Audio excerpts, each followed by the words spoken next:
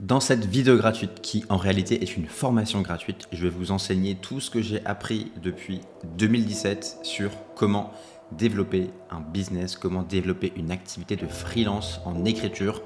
Donc quand je dis ça, c'est copywriting, rédaction, ghostwriting, LinkedIn.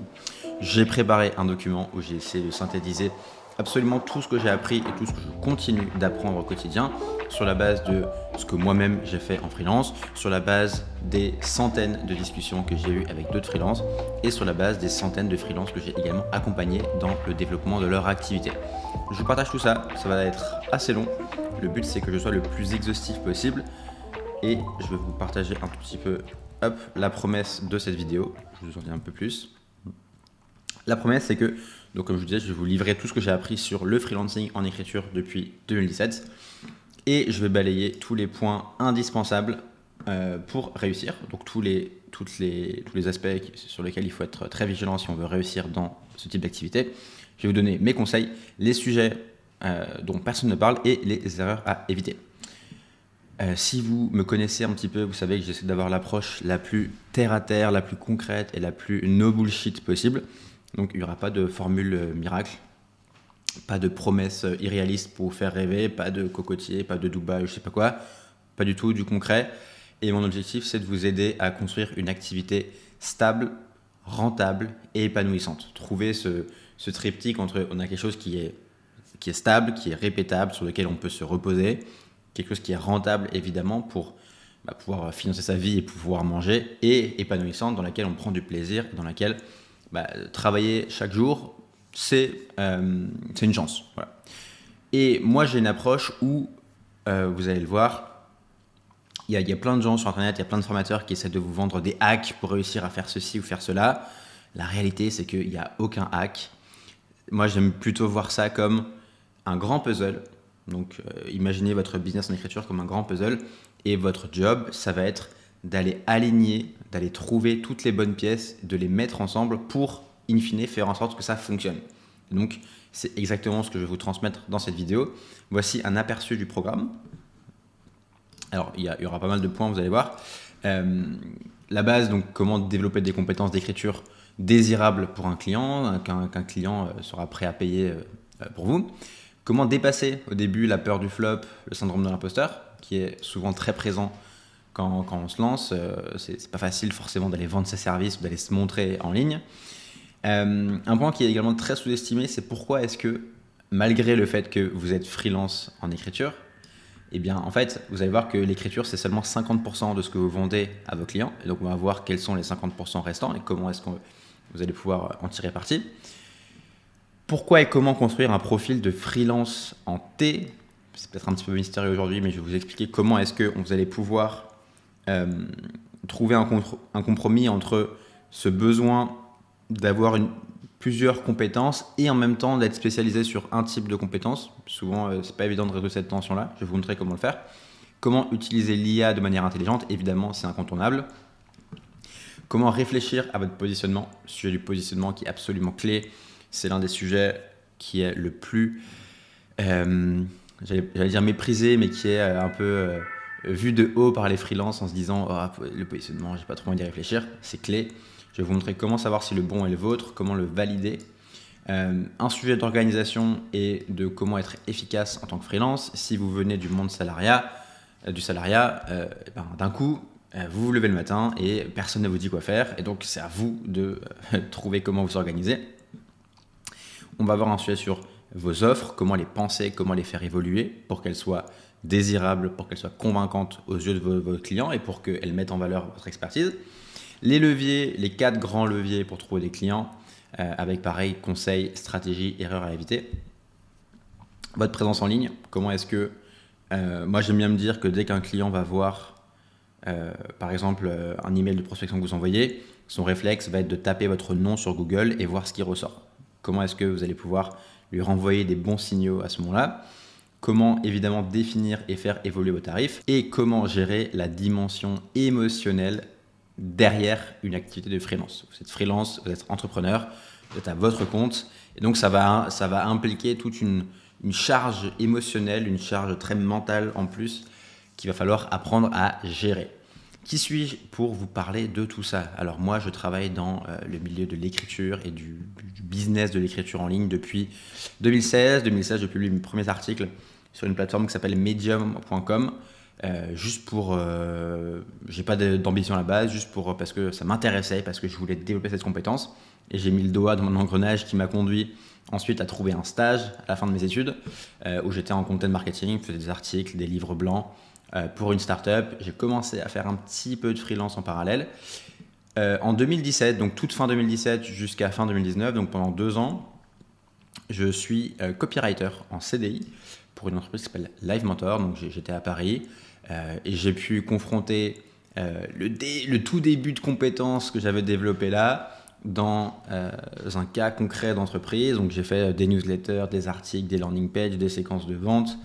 À l'époque, il n'y avait pas encore trop LinkedIn, mais tout ce qui était, tous les formats, en fait, je m'y suis frotté à l'époque. Et ce qui était passionnant, c'était de confronter mon écriture aux vrais enjeux d'une entreprise qui fait plusieurs millions de chiffres d'affaires. Donc c'était super intéressant par rapport à ça. Je suis parti juste fin 2019, donc début 2020 jusqu'à 2022, donc ça fait 3 ans, 2021, 20, 21, 22. J'ai été freelance en rédaction, copywriting. J'ai fait pas mal de missions assez diversifiées pour des très belles startups. J'ai fait aussi du ghostwriting sur LinkedIn. C'était le début de ce marché-là, donc super intéressant. Et moi, en parallèle, j'ai tout de suite, dès le départ, lancé Sauce Writing, qui est donc mon école d'écriture en ligne, parce que moi, j'ai très à cœur de transmettre. J'adore transmettre, j'adore partager ce que je fais. Je pense que quand on écrit, on a un goût pour la transmission. Et donc aujourd'hui, j'accompagne une centaine de freelances par an à développer un business de freelance stable. Ce qui est important, c'est que je continue d'écrire moi-même tous les jours. Tous les jours, je démarre mes journées avec un créneau d'écriture. C'est super important de rester connecté à ce qu'on enseigne. Moi, ce que j'enseigne, c'est le freelancing en écriture. Donc, je développe moi-même mon business, je parle à beaucoup de freelances et en même temps, je suis très vigilant à toujours écrire pour rester connecté au marché et rester connecté à ma compétence que j'enseigne. Quelques chiffres. J'ai auto-édité 4 livres. Il y en a un dont je vous parlerai que je vous recommande tout à l'heure. Mon contenu organique sur LinkedIn, donc je poste tous les jours sur LinkedIn, me génère environ 2 millions d'impressions par an. J'ai fait une trentaine d'apparitions, podcasts, médias. J'ai publié des centaines d'articles de blog, de newsletters. Je vous le redirai, mais si vous allez sur le site de Sauce Writing, vous verrez qu'il y a beaucoup de contenu sur tous ces sujets-là. Pour ma première année de freelance en écriture, en 2020, donc, j'ai fait 50 000 € de chiffre d'affaires. Et ensuite, j'ai une croissance, on va dire, plutôt linéaire, plutôt progressive. L'an dernier, donc avec mon activité de formation, cette fois, j'ai fait 140 000 € de chiffre d'affaires en 2024. Petit disclaimer avant de rentrer dans le vif du sujet. Tout ce que je vais vous transmettre dans cette vidéo est tiré, donc comme je le disais, de mon expérience de freelance, de discussions des freelances que j'ai accompagnés depuis maintenant 5 ans. Et également, tout ce que je vous transmets, c'est tiré de mon accompagnement payant qui s'appelle l'accélérateur freelance. C'est un bootcamp de 3 mois. Si jamais, il y a le lien en description si vous voulez jeter un petit coup d'œil. Mais au-delà de ça, quoi qu'il en soit, moi j'ai vraiment à cœur d'aider un maximum de freelance en écriture à réussir et à développer une activité stable. C'est pour ça que je fais cette vidéo et c'est pour ça que dans cette vidéo, je me suis vraiment creusé la tête pour vous donner un maximum d'éléments. Mon but, c'est pas de retenir et de vous dire des choses à moitié pour vous dire voilà. Non, le but, c'est de vous donner un maximum de choses pour que vous ayez des cartes en main, pour que vous puissiez faire les choses vous-même. Si vous voulez aller creuser l'un ou l'autre point que j'aborde, vous avez des centaines d'articles sur mon site, saucewriting.com. Il y a un onglet guide d'écriture, il y a un onglet blog, je vous laisserai aller regarder. Et si jamais vous souhaitez que je vous accompagne, pour vous aider à mettre tout ça en place, il y a l'accélérateur. Mais quoi qu'il en soit, mon but, c'est vraiment qu'à la fin de cette vidéo, vous sachiez tout ce qu'il faut faire, tous les points de vigilance importants et que vous repartiez avec beaucoup de réflexion, une grosse liste de courses et la motivation pour y aller. C'est parti. Allons-y, rentrons dans le vif du sujet. Vous voyez que mon schéma est divisé en 2 parties. Chaque partie correspond aux 2 piliers d'une activité de freelance en écriture. Pilier numéro 1, c'est vos compétences en écriture, c'est ce que vous allez vendre à vos prospects, c'est votre savoir-faire. Et le pilier numéro 2, ce sont vos compétences business, c'est le faire savoir, c'est comment est-ce que je vends mes compétences d'écriture. Les 2 piliers sont aussi importants l'un que l'autre, mais comme vous voyez que le pilier business, il y a beaucoup plus de choses à dire là-dessus, parce que c'est le pilier qui, je le vois, pose le plus de problèmes et c'est le pilier qui va faire que votre activité fonctionne ou pas. Donc c'est pour ça qu'il y a beaucoup de choses à dire là-dessus et on va y venir dans un second temps. On va démarrer par les compétences en écriture qui est l'axe numéro 1. Donc c'est ce que vous vendez à vos prospects. On va y aller étape par étape. Là, le premier point, c'est évidemment de pratiquer pour progresser. Le premier point que je mets ici, c'est prendre le temps de poser des fondations solides. Je sais que quand on se lance, on veut que ça aille vite, on veut rapidement aller décrocher des missions, on veut rapidement que cette reconversion, potentiellement, elle s'enclenche. Mais vous devez d'abord vous assurer que vous avez des fondations solides. Les fondations, en l'occurrence, ici, c'est vos compétences d'écriture. Tout le château que vous allez construire en tant que freelance va reposer là-dessus. Si vos compétences sont solides, vous allez avoir confiance en vous, vous allez oser vendre vos services et vos clients seront satisfaits. À l'inverse, si vous êtes hésitant avec vos compétences, si elles ne sont pas vraiment approfondies, si elles ne sont pas très profondes, eh bien, tout le reste sera bancal, c'est logique. Là, ici, plusieurs points à mentionner. Déjà, le premier, c'est accepter d'être mauvais avant de devenir bon. C'est un point, je vois, qui pose souvent problème au freelance, c'est que au début, on a peur, on n'ose pas passer pour ce qu'on est réellement, à savoir un débutant. Et donc, on essaye de se rendre plus fort qu'on ne l'est réellement. Et surtout, du coup, on n'ose pas faire les choses. Moi, ce que je recommande, c'est démarrer avec des attentes saines et réalistes. Donc, se dire que ça va prendre du temps. Et surtout, se dire que si je construis ma carrière de freelance sur les prochaines années, sur 2, 3, 4, 5 ans, 10 ans, alors c'est normal de passer quelques mois, voire plusieurs années, pour s'entraîner, pour pratiquer et pour développer une vraie compétence qu'on va ensuite vendre. Encore une fois, tout le reste repose là-dessus, donc ça vaut le coup au début de cimenter des fondations solides. Moi, j'aime bien me donner, alors ça peut être plus, ça peut être moins, mais la règle des 100 jours. L'idée, c'est de dire, avant d'attendre quoi que ce soit de mon contenu, avant de juger si c'est bien ou pas bien, avant d'espérer trouver des clients, il faut au moins que je pratique 100 jours. Alors ça peut être 100 jours ou ça peut être sans contenu. Sans contenu, c'est encore mieux, ça devient long. Mais se dire, ok, le cas typique que je vois, c'est par exemple sur LinkedIn, se dire, je ne juge pas mon contenu, je ne juge pas mes performances, je ne juge pas les résultats que j'obtiens avant d'avoir au moins publié 100 fois tous les jours ou 100 contenus au rythme de 2 à 3 par semaine. Parce que au début, et l'écriture, c'est une compétence qui n'échappe pas à ça, il n'y a pas d'autre raccourci que de beaucoup pratiquer.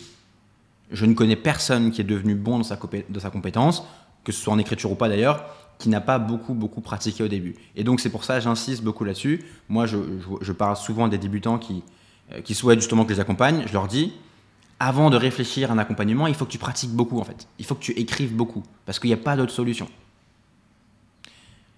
Tant que tu n'as pas beaucoup écrit, le reste ne va pas se débloquer. Moi, ce que je recommande également au début, c'est de s'ouvrir à différents types de formats. Vous avez peut-être une idée de ce que vous voulez faire, peut-être c'est du LinkedIn, du blog, de la newsletter. C'est bien malgré tout de mettre un peu les mains partout, de voir comment ça fonctionne et d'être ouvert aux différentes possibilités.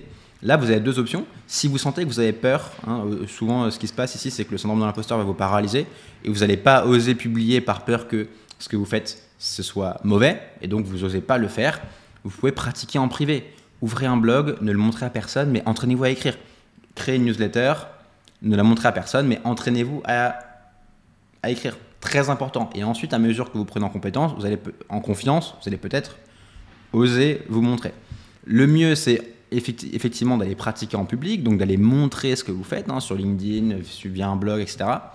Parce que ça va vous permettre de récupérer des feedbacks et d'être à l'aise avec le fait de publier et de faire des choses. Je vais y revenir plus tard dans cette vidéo, mais il y a derrière une activité de freelance, derrière la création de contenu, derrière l'écriture en ligne, il y a une grosse dimension émotionnelle. Et donc, plus vous êtes à l'aise de vous montrer, de faire des choses, plus vous osez potentiellement vous ouvrir à la perspective de l'échec et du flop de votre contenu, plus vous allez progresser et apprendre vite. À l'inverse, si vous êtes craintif, que vous n'osez pas vous montrer, que vous n'osez pas publier les choses, vous allez progresser moins vite.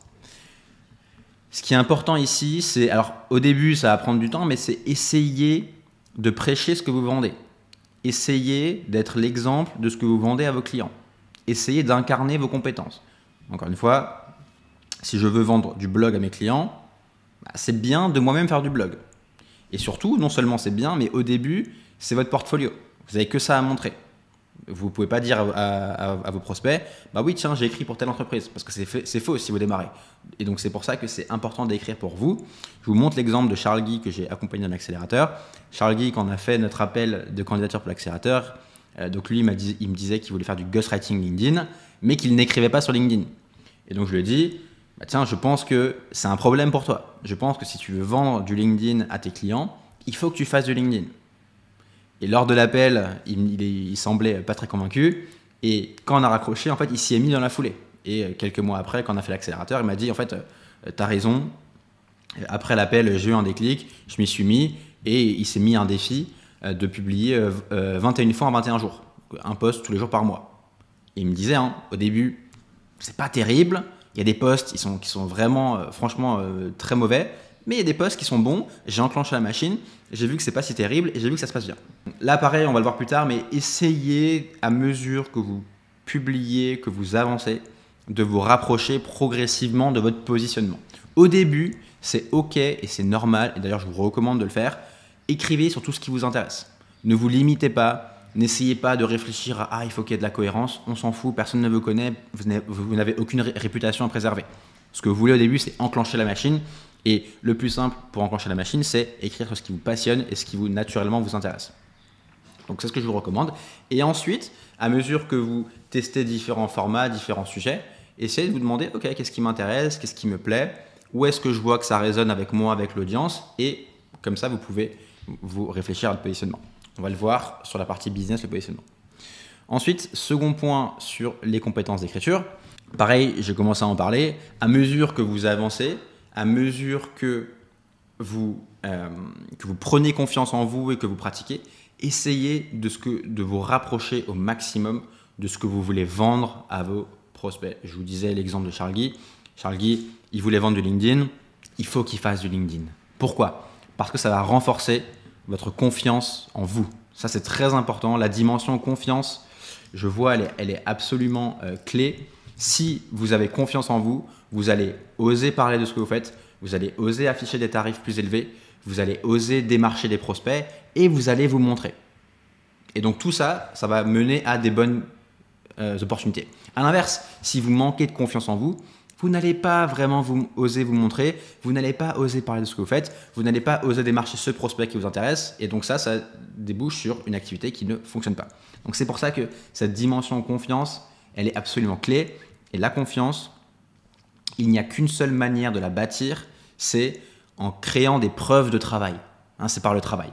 Si vous manquez de confiance, on peut se dire, pareil, le syndrome de l'imposteur, ça peut être un frein, on peut se dire oh là là mais je suis bloqué par l'instant d'imposteur, j'arrive rien à faire. On peut le voir comme une malédiction et on peut aussi le voir comme une bénédiction. Ok, je me sens pas aujourd'hui crédible, je me sens pas compétent, alors je vais bosser 2 fois plus pour y arriver. Utilisez comme un moteur pour bosser plus. Ce que je vous recommande également, donc l'intérêt de faire ça, c'est de pouvoir vous exercer sur des enjeux similaires à ceux d'un vrai freelance. Créez-vous des scénarios. Dites-vous, ok, là je vais m'entraîner en imaginant que j'écris réellement pour ce client-là. Mettez-vous en situation réelle. Le fait de pratiquer ce que vous vendez, ça va aussi vous donner de la crédibilité aux yeux d'un prospect, surtout au démarrage. Au démarrage, vous n'avez rien à montrer, vous n'avez pas de portfolio. Votre portfolio, c'est le travail que vous faites pour vous. Et c'est également très important d'utiliser ça comme un moyen d'affirmer votre positionnement. Je vais y revenir plus tard. Le point numéro 3, donc là, voilà, le but c'est de lancer la machine et de commencer un petit peu à réfléchir à dans quelle direction vous voulez aller. Point numéro 3, c'est ce que moi j'appelle réfléchir avec un profil en T. Je vous recommande de développer 2 types de compétences. Des compétences, donc si on imagine le T, j'ai un schéma juste après, la barre horizontale du T, le but c'est d'avoir des compétences diversifiées. Pourquoi? Parce que ça va vous permettre d'avoir une compréhension d'ensemble à la fois de votre compétence, des enjeux d'un prospect et des enjeux marketing d'une entreprise. Là-dessus, les formats les plus importants, c'est l'article de blog. Donc là, il y a à la fois les articles SEO et édito. C'est le ghostwriting sur LinkedIn, parce que LinkedIn, en ce moment, c'est la plateforme qui fonctionne bien sur du contenu court avec algorithme. C'est faire des landing pages, donc du copywriting de sites, et de la newsletter ou de la séquence email. Vous voyez ici que je ne mentionne pas les pages de vente ou les emails de vente, parce que les pages de vente, ce sont un type de landing page, et les emails de vente, c'est un type de séquence email. Pourquoi est-ce que je ne les mentionne pas, alors que tous les copywriters, formateurs du marché en parlent? Parce que pour moi, qui sont les acteurs qui font des pages de vente? Ce sont uniquement les infopreneurs. Il n'y a aucun souci, sauf que si vous ne faites que de la page de vente, vous n'allez bosser qu'avec des vendeurs de formation en ligne, ce qui est rapidement limité. 99% des autres types d'entreprises et du marché ne font pas de page de vente. Elles font plutôt ce genre de choses. C'est un copywriting qui est beaucoup plus d'éducation et à dimension de marque en fait. La barre horizontale, qui est celle-ci, le but c'est, comme je disais tout à l'heure, mettre un peu les mains partout pour comprendre comment ça fonctionne, pour comprendre les rouages, pour comprendre comment est-ce que chaque format s'intègre l'un avec l'autre, et également pour pratiquer un peu et pour être, vous allez voir, pour être aussi à l'aise quand un client vous évoque ces sujets-là.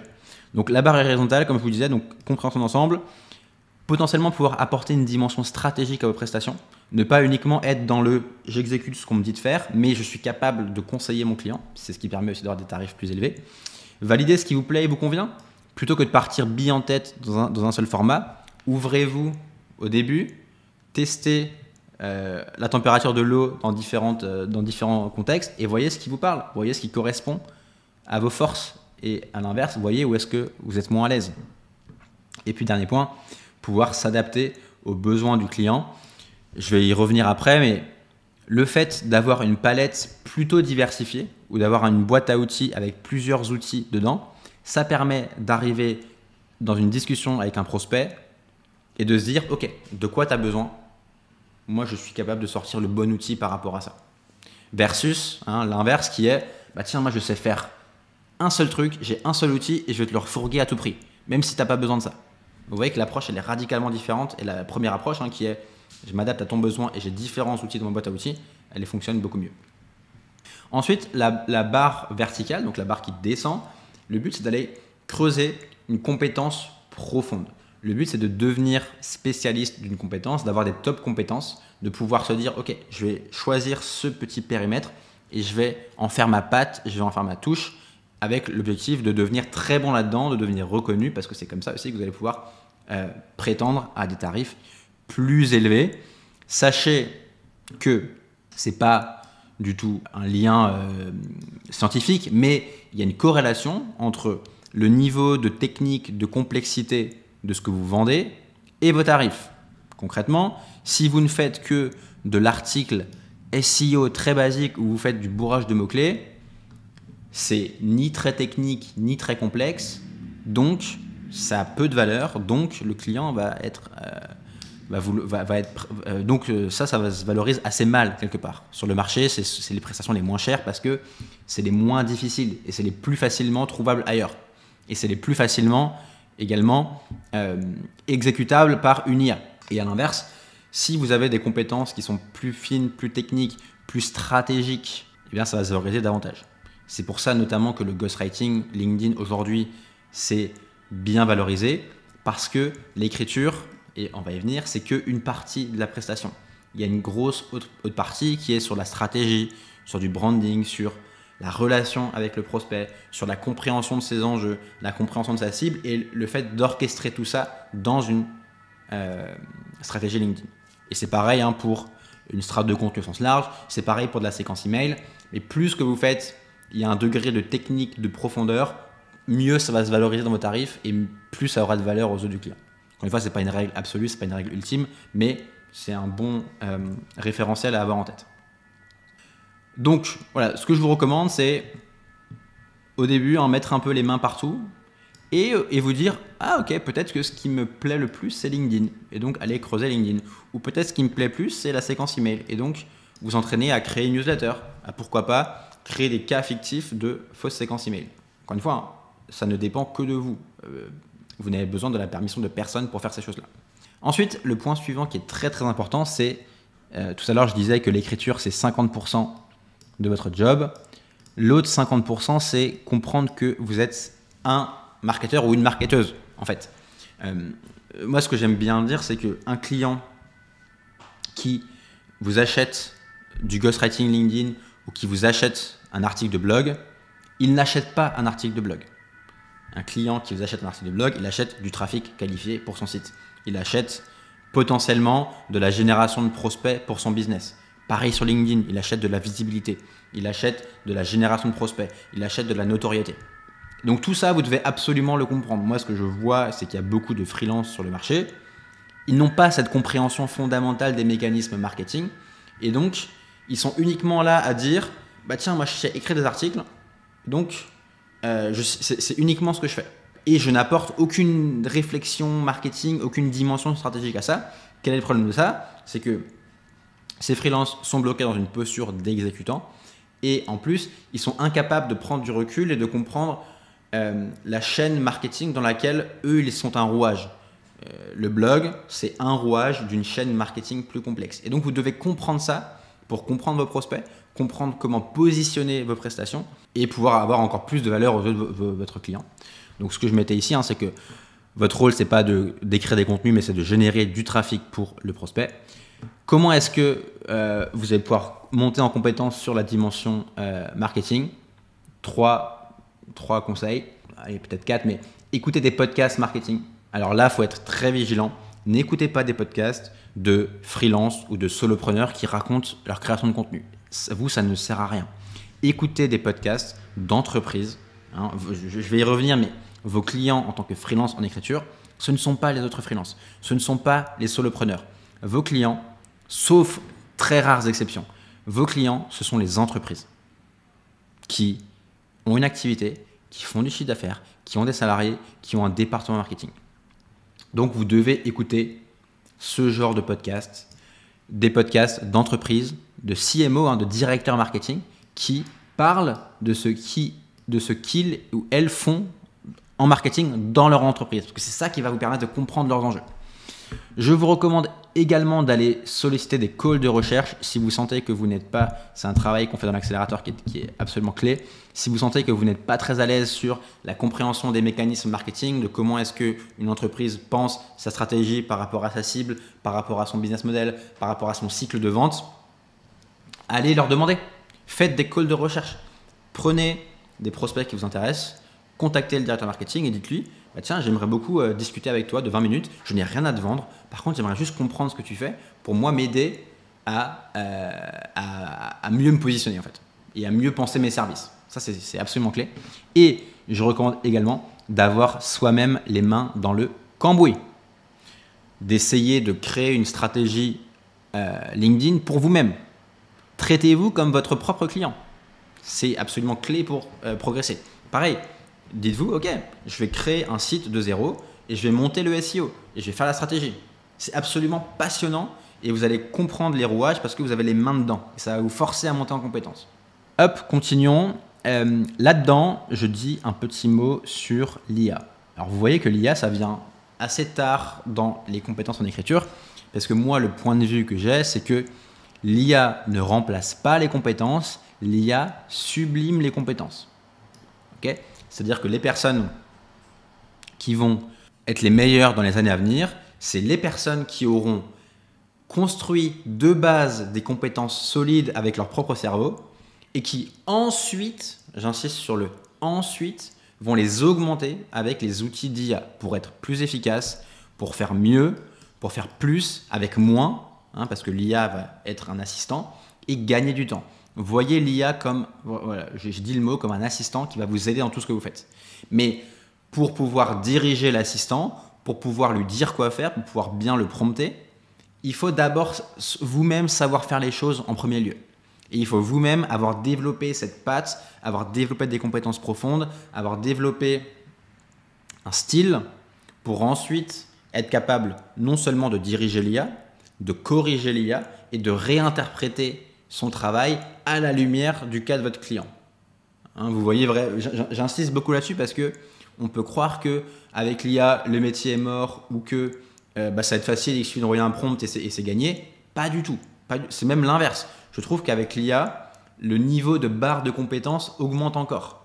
Et l'IA, ce que fait l'IA, c'est que toutes les tâches très chronophages, très répétitives, très gourmandes en temps, va le faire beaucoup mieux que vous. Et vous allez pouvoir vous concentrer sur tout le reste, les tâches plus créatives, les tâches à davantage de valeur ajoutée, qui demandent, encore une fois, ce que je viens de dire ici, une dimension plus stratégique, une vision d'ensemble, ok, et d'autant plus une approche de marketeur. Moi, autant il y a 2 ans, il y a 3 ans, on pouvait se dire je fais que de l'article SEO et c'était ok. Je pense qu'aujourd'hui, ce n'est plus possible. Il faut savoir faire de l'article SEO, il faut savoir le faire, mais il faut d'autant plus maintenant mettre la casquette de marketeur et avoir une vision d'ensemble des choses. Ensuite, donc là, on partait du principe que vous vous lancez. Ensuite, ce qui est très important, je vous le disais au début avec mon exemple personnel, mais c'est de ne jamais s'arrêter d'écrire et de pratiquer. Il n'y a pas une ligne d'arrivée où vous dites ça y est, c'est bon, j'ai assez écrit, je comprends, j'ai ma compétence, je peux me reposer. Ça n'existe pas. C'est à la fois une mauvaise chose et c'est à la fois fantastique parce que chaque jour est un nouveau recommencement. Ce qui est beau, c'est qu'on pourrait se dire bah, ça y est, le marché, ça fait longtemps qu'il existe, c'est figé, il y a des acteurs. Mais non, il y a constamment de nouveaux freelances qui émergent parce que certains freelances qui tournaient il y a 1 ou 2 ans s'endorment sur leur laurier et tombent dans le confort en se disant ça y est, c'est bon, j'ai mes clients, je sais comment ça fonctionne. Et forcément, ça conduit vers quoi? Ça conduit vers de la facilité, du confort et donc bah, peut-être un moment où on n'est plus dans le coup. Et à l'inverse, on a des freelances qui arrivent, qui ont la dalle, qui ont faim, qui se lancent, qui veulent apprendre et qui vont prendre leur place. Et ça, c'est l'histoire de la vie, hein, c'est un éternel recommencement. Donc c'est pour ça que c'est votre responsabilité, c'est votre rôle de rester à jour sur les évolutions des outils, des plateformes, des stratégies, de constamment rester connecté à votre marché, de constamment tester vous-même des stratégies, tester des choses sur LinkedIn, tester des choses dans votre newsletter, tester des choses sur un blog. N'essayez pas de tout faire. Au début, essayez de mettre un peu les mains dedans, mais ensuite, à mesure que vous avancez, vous pouvez vous dire, ok, je choisis mon format qui est LinkedIn, et sur LinkedIn, vous essayez constamment de tester les stratégies qui fonctionnent, et également aller chercher des mentors pour progresser, aller chercher des gens qui puissent vous guider et vous aider pour vous montrer la prochaine marche d'amélioration. Voilà pour le volet écriture. Avant de passer au volet business, je vous parle juste d'un petit audit que j'ai. J'ai créé un audit business. Typiquement, vous avez une activité de freelance en écriture existante et vous avez envie de faire le point pour savoir où est-ce que vous en êtes, qu'est-ce qui bloque. Le principe, il est très simple. Vous prenez 5 minutes pour répondre aux questions que je vous propose. C'est que des réponses à sélectionner, il n'y a rien à écrire. Et je vous envoie en vidéo personnalisée mes conseils et mes recommandations en fonction de vos réponses. Le but, c'est, encore une fois, de voir ce que vous ne voyez pas, de récolter mes conseils. Hein, si tout ce que je partage là, ça vous intéresse, je pense que je peux vous aider à vous développer et à débloquer votre activité. Je vous mets le lien est en description si ça vous intéresse. On enchaîne avec l'axe numéro 2, à savoir vos compétences business. Comme je le disais en introduction, les 2 piliers sont aussi importants l'un que l'autre, mais l'axe numéro 2, le pilier numéro 2, les compétences business, vont faire le succès ou l'échec de votre activité. Je vois de nombreuses personnes qui se lancent dans cette activité en se disant bah tiens, ça y est, je vais écrire et je vais pouvoir être payé pour ça. Oui, c'est vrai, mais il y a toute cette vision compétence business qui est souvent négligée, qui est souvent vue un peu de haut ou un peu de loin, alors qu'elle est absolument clé. Allons-y. Le premier point, alors ça c'est certainement un sujet que j'adore, c'est le positionnement. C'est à la fois l'un des sujets les plus importants qui va débloquer le plus de choses, je vais essayer de vous convaincre de ça, et c'est un des sujets qui pose le plus de questions, de problèmes aux freelances que je vois. Et donc je vais tâcher d'essayer de vous apporter un maximum d'éléments par rapport à ça. Le positionnement. Déjà, pourquoi est-ce que c'est important de se positionner aux yeux de vos prospects? Ok, je vous rappelle, le but c'est de trouver des clients. Déjà parce que fondamentalement, c'est valable dans plein de choses, mais si vous voulez plaire à tout le monde, vous n'allez plaire à personne. Hein, si vous vous dites, moi je veux être généraliste, je veux bosser avec tous les clients, in fine, ce que vous faites, c'est que vous envoyez, en voulant envoyer des signaux à tout le monde, vous finissez par n'en envoyer à personne. Et ce que j'observe derrière cette envie de rester généraliste ou de ne pas se positionner, de ne pas se spécialiser, c'est très souvent un réflexe de peur. C'est très souvent une posture de rareté. On se dit « Ah bah non, moi je veux me garder des portes ouvertes, j'ai pas envie de me fermer des portes, j'ai envie d'être ouvert aux opportunités. » Sauf que ça, en faisant ça, en vous laissant toutes les options ouvertes, en fait, il n'y a aucune option qui vient à vous. Ça, c'est un gros problème. Globalement, quand vous êtes généraliste, vous allez attirer des clients qui veulent du vite fait, bien fait. Si, c'est pareil, hein, si moi j'aime beaucoup la métaphore du restaurant. Si je suis un restaurant et que je propose de tout, des pâtes, des pizzas, des sushis, des burgers, de la cuisine française, de la cuisine allemande, de la cuisine anglaise, je vais attirer des clients qui veulent un truc vite fait, bien fait, pas trop cher. Et souvent, ces gens-là, c'est les pires clients. Et pour vous, en tant que freelance, c'est souvent des mauvais clients. Ça peut être bien pour démarrer, mais rapidement, vous allez avoir des limites. Pourquoi? Parce que vos clients, ils cherchent fondamentalement une compréhension de leurs enjeux spécifiques. Vos clients, oui, ils cherchent vos compétences en écriture, ça c'est pour ça qu'ils viennent vous voir, mais ils cherchent aussi le fait que vous allez comprendre leurs enjeux, vous allez connaître leur écosystème, vous allez connaître leur vocabulaire, vous allez connaître la cible, vous allez connaître tout ce qui est propre à ce que eux font. Donc c'est pour ça qu'ils vont vouloir un freelance qui est positionné précisément sur leurs enjeux. Métaphore du restaurant, si moi je veux manger une bonne pizza, je vais aller en priorité vers des restaurants qui sont spécialisés autour de la pizza. Ok? Si moi, demain, je me fais mal à l'épaule, l'avis du médecin généraliste, je m'en fous un petit peu. Par contre, l'avis du spécialiste de l'épaule, je vais être très attentif à ce qu'il me dit, je vais être très à l'écoute de ce qu'il me dit et je vais être prêt à le payer beaucoup plus cher. C'est exactement pareil en freelance. Et j'ajoute également qu'aujourd'hui, avec les IA, être un généraliste qui fait un peu de tout basique, ça ne marche plus. Ce que vous voulez, c'est aller croiser vos compétences en écriture avec un positionnement, avec une compréhension spécifique d'un type d'acteur, d'un type d'entreprise. Ok?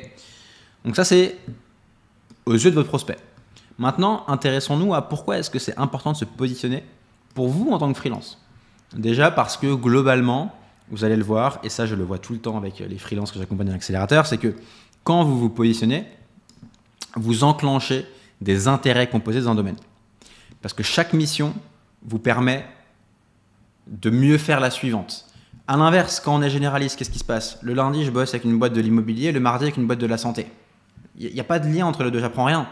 Par contre, si je bosse que avec des boîtes de l'immobilier, et ben là, en fait, chaque mission approfondit, étoffe ma compréhension du domaine, mon réseau dans le domaine, les connaissances que je me fais, que chaque mission vous permet de progresser dans votre écosystème jusqu'à devenir en fait incontournable dans l'écosystème. Et donc ça, c'est à la fois valable sur vos compétences, vos connaissances, le réseau que vous faites, le bouche à oreille que vous déclenchez. Tout ça est décuplé si vous êtes sur un périmètre précis. Si vous êtes un freelance généraliste, il n'y a aucun bouche à oreille qui se déclenche. À l'inverse, si vous travaillez uniquement avec certains acteurs, là, il y a un bouche à oreille très fort qui peut se déclencher. Ensuite, l'autre gros bénéfice du positionnement pour vous en tant que freelance, c'est de pouvoir absolument simplifier et clarifier tout ce que vous faites. J'insiste là-dessus. Le fait de faire un choix de positionnement, ça va vous libérer. D'un coup, vous allez savoir quel prospect cibler dans votre prospection. Qu'est-ce qui se passe quand on est généraliste et qu'on essaie de prospecter? On est perdu dans l'immensité des options. À l'inverse, quand je sais que, par exemple, je bosse que avec des boîtes de l'immobilier, d'un coup, c'est beaucoup plus facile de savoir quel prospect contacter et qui ne pas contacter. Je sais également sur quoi écrire. Donc là, je fais le lien avec ce que je disais tout à l'heure sur les compétences d'écriture. Le fait d'être positionné, pareil, vous pouvez renforcer ce positionnement via les sujets sur lesquels vous écrivez. Ça vous dit également sur quoi écrire. Vous allez également plus facilement parvenir à vous présenter dans vos profils LinkedIn, dans votre présence en ligne, dans ce que vous dites à votre prospect. Pouvoir dire je bosse un peu avec tout le monde versus je bosse uniquement avec des acteurs comme toi. Ça fait une différence radicale. Et puis voilà, globalement, ce que je dis, c'est que le choix libère. Plutôt que vous fermez des portes, vous allez voir que ça va vous ouvrir énormément de portes. Je disais également que l'important, ça va vous permettre d'aller développer une compréhension profonde des enjeux de vos prospects. Encore une fois, c'est trop dur de bien comprendre vos prospects si vos prospects, ils sont tous très différents les uns des autres. Par contre, si vos prospects, c'est tous des boîtes d'un seul secteur, et en fait, au bout de 2, 3, 4 missions, vous allez très très bien comprendre les enjeux de ce secteur spécifique, ce qui va renforcer les intérêts composés que vous déclenchez ici. Vous allez évidemment renvoyer de la confiance à vos prospects, hein, voilà, ça j'en ai parlé. Et puis dernier point qui est important, vous allez sortir du lot de la masse des autres freelances. Quand vous allez sur Malte, LinkedIn, vous voyez peut-être qu'il y a beaucoup d'autres freelances rédacteurs, copywriters. C'est vrai. Le meilleur moyen d'être noyé là-dedans, c'est d'être généraliste, parce que vous n'avez aucun point de différenciation. À l'inverse, si vous vous positionnez, vous sortez immédiatement du lot. Et là, je vais faire un point, je mentionne un point qui, je sais, des fois je fais des posts LinkedIn là-dessus et j'ai beaucoup de freelances qui me disent « Ouais, non, c'est faux, le marché est saturé, etc. » Non, c'est pas vrai. Quand on dit que le marché est saturé, ce qu'on sous-entend implicitement, c'est que si aujourd'hui mon activité ne marche pas, c'est parce qu'il y a trop de freelance sur le marché. C'est faux. Le marché, il est beaucoup plus large, profond, diversifié que vous l'imaginez. Les entreprises, elles ont toutes besoin de trouver des clients. Elles ont toutes besoin de communiquer. Toutes les boîtes de France, potentiellement, peuvent être clientes de vos services. Et donc, le corollaire à ça, c'est que si aujourd'hui, vous ne trouvez pas de mission, ou si aujourd'hui, votre activité ne tourne pas aussi bien que vous l'aimeriez, ce n'est pas à cause des autres freelances du marché. C'est simplement parce que vous n'êtes pas assez convaincant, vous n'avez pas les bonnes pratiques et vous ne mettez pas en place les bonnes stratégies avec assez de rigueur.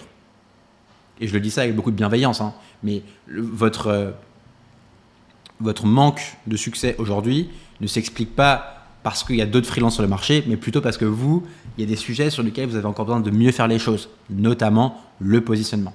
Okay, et souvent, hein, quand je parle à des freelances qui me disent le marché est saturé, ben en fait, je comprends tout de suite ce qui pêche. Et dans les sujets qui pêchent, il y a notamment le positionnement. C'est sûr que si vous faites des articles SEO basiques et que vous êtes généraliste, le marché il est ultra noyé. Mais vous avez une solution qui est très simple, c'est d'augmenter le niveau de complexité et de profondeur de ce que vous proposez en termes de prestations et d'aller vous positionner. Question suivante qui vient maintenant, c'est une fois que je vous ai convaincu, je l'espère, du positionnement, comment est-ce que vous allez pouvoir trouver votre positionnement? Alors déjà, j'aimerais parler du mythe de la niche rentable. Si vous regardez des vidéos ou si vous regardez des contenus qui parlent de copywriting, il y a souvent des gens qui font des titres un peu putaclic en disant la meilleure niche du copywriting en 2026, la niche rentable, etc. Ça, c'est un concept bullshit, c'est un mythe, ça n'existe pas. C'est juste des gens qui veulent essayer de vous vendre une opportunité. La réalité, c'est que, sauf exception, il est possible de construire une activité de freelance dans à peu près toutes les niches. En fait, il n'y a pas de niche rentable. Et au contraire, j'ai envie de dire, plus une niche est qualifiée de rentable, plus il y a de la hype dessus et plus il y a de monde qui va aller dessus. À l'inverse, moi je recommande d'aller choisir des niches ou des positionnements qui ne sont pas sexy, qui sont un peu regardés de haut, parce que c'est souvent là qu'il y a les opportunités. Moi, ce que je recommande globalement, c'est de s'appuyer au maximum sur vos forces. N'essayez pas de vous inventer une vie. N'essayez pas de vous prétendre expert IA ou je sais pas quoi, ou blockchain, machin. Dites-vous, ok, moi j'ai travaillé 5 ans en banque, j'ai travaillé 5 ans dans la santé, dans l'assurance, je vais m'appuyer là-dessus. Ça ne veut pas dire que vous êtes enchaîné à cette expérience-là, ça veut juste dire que pour démarrer, pour enclencher des missions, pour convaincre des prospects, pour aller commencer à faire du chiffre d'affaires, c'est utile, c'est important de s'appuyer sur vos forces. Moi, ce que je dis souvent aux élèves que j'accompagne, c'est que si vous avez un avantage évident dans un domaine, ça veut dire de l'expérience, du réseau, des compétences, des connaissances, c'est non seulement dommage, mais c'est bête de ne pas s'appuyer dessus. Et ça ne veut pas dire que vous allez faire ça à vie, hein. Au contraire, c'est juste peut-être que pendant 1 an, 2 ans, vous avez commencé par ça pour avoir une activité qui tourne et ensuite peut-être évoluer. Je vous donne 4 exemples que je trouve très intéressants de personnes que j'ai accompagnées. Géraldine, enseigne médecin pendant 15 ans. Aujourd'hui, elle s'est reconvertie dans le ghostwriting et la rédaction pour acteurs de la santé. C'est logique, c'est cohérent. Son profil, il est ultra précis, spécifique et cohérent par rapport aux acteurs qu'elle cible. Et là, du coup, elle est ultra crédible. Dat, ici, lui, il est formé en rénovation énergétique, donc il cible des acteurs de la rénovation énergétique. Ultra précis, ultra spécifique, pas sexy sur le papier, Hein, on se dit, ok, est-ce que c'est vraiment un truc? Mais c'est absolument génial parce que du coup, il est seul sur son marché. Et les acteurs qui lui parlent se disent, ok, wow, tu comprends exactement nos enjeux, on veut bosser avec toi, quitte à ce que tu sois plus cher. Théo, pareil, Théo, 15 ans d'expérience dans le bâtiment, et dans l'artisanat, il s'est positionné comme rédacteur spécialisé BTP immobilier. Logique, cohérent, ok. Et Laetitia, elle a travaillé dans des grands groupes très corpo, en banque, et du coup, elle s'est positionnée comme ghostwriter pour des comex et pour des sujets de grands groupes, sur de l'employé advocacy, qui sont très propres à elle, mais parce qu'elle a une expérience, elle a un réseau, elle a une connaissance des enjeux propres à cette cible-là. Et je peux vous dire, toutes ces personnes-là, au début, le positionnement, c'était un gros enjeu pour eux, parce qu'ils n'étaient pas sûrs de est-ce que c'est une bonne idée de me positionner, comment est-ce que je m'assure que c'est cohérent, que c'est pertinent. Et en fait, ils et elles m'ont toutes dit que le positionnement, ça a été l'un des éléments qui a débloqué pas mal de choses derrière, qui a tout simplifié. Si vous n'avez pas de force évidente, ça peut arriver, parce que peut-être vous démarrez, essayez d'aller creuser votre singularité et vos intérêts. Essayez d'aller creuser les domaines, les types de boîtes qui vous intéressent et de bâtir intentionnellement votre positionnement, notamment avec votre contenu. Vous dites, ok, j'ai rien d'évident qui me vient, par contre, je vais faire un choix. Ça m'intéresse, ce domaine m'intéresse, et je fais le choix d'aller là-dedans. Et je me ferme volontairement le reste. Faites un choix intentionnel. Et à un moment, si vous ne savez pas comment choisir, des fois ça m'arrive, j'ai des élèves qui se disent, Valentin, j'ai le cul entre deux chaises, j'ai ça et ça qui m'intéresse. Je dis, ok, choisis, tire à pile ou face, choisis et avance. Tant que tu restes le cul entre les deux chaises, tu ne vas pas avancer, tu vas rester bloqué. Et en termes d'opportunité marché, donc là, l'autre approche, ça pourrait être de dire, bah tiens, j'ai rien d'évident comme force, donc je vais essayer de voir où est-ce qu'il y a une opportunité sur le marché, où est-ce qu'il y a des domaines avec moins de freelance. Ce que vous pouvez regarder, c'est chercher ce qui n'est pas sexy, hein. BTP immobilier, Comex, rénovation énergétique, c'est pas les trucs sexy, les plus sexy de base. Cherchez ce qui a des barrières à l'entrée, ce qui est technique. Dats, lui, il s'est formé en rénovation technique, en rénovation énergétique. Du coup, il a créé une barrière à l'entrée. Moi, si demain, je veux le concurrencer, enfin, j'ai pas de connaissances dans ce domaine, c'est un domaine qui est technique, c'est un domaine qui est poussé, qui est profond. Ça, je vais pas réussir à être aussi pertinent que lui. Et le point de vigilance là-dessus, c'est si vous choisissez une opportunité de marché, il faut malgré tout durer. Il faut durer dans le temps. Il ne faut pas céder à des lubies en se disant « Ah tiens, je vais aller à fond là-dedans » et dans 3 mois se rendre compte que ça ne m'intéresse pas. C'est pour ça qu'au maximum, je vous recommande de vous appuyer sur vos forces et vos intérêts et d'aller croiser ça avec en plus une réflexion sur où est-ce qu'il y a un marché. On continue sur le positionnement. Désormais, une fois que j'ai fait mon choix, comment est-ce que je sais si mon positionnement est bon? Comment est-ce que je sais s'il est pertinent? Je vous donne plusieurs pistes. Déjà, première piste, c'est est-ce que si je prends mon positionnement, je suis capable d'identifier un panier d'entreprises qui présentent des caractéristiques communes? Voilà. L'exemple le plus évident, c'est bon, voilà, si je cible les acteurs de l'immobilier, et ben, du coup, je peux identifier un panier d'entreprises qui sont dans l'immobilier. Leur caractéristique commune, c'est être dans l'immobilier. Par exemple, je peux dire, bah tiens, je vais bosser avec les acteurs du e-commerce. Leur caractéristique commune, c'est que ce n'est pas un secteur, mais c'est qu'elles vendent leurs produits en e-commerce, en ligne. Je peux bosser avec des entreprises qui vendent des logiciels en B2B. Leur caractéristique commune, c'est le fait de vendre un produit commun qui est un logiciel, souvent en SaaS, un produit tech, et à une cible B2B. Voilà. Est-ce que vous êtes capable d'aller identifier des boîtes?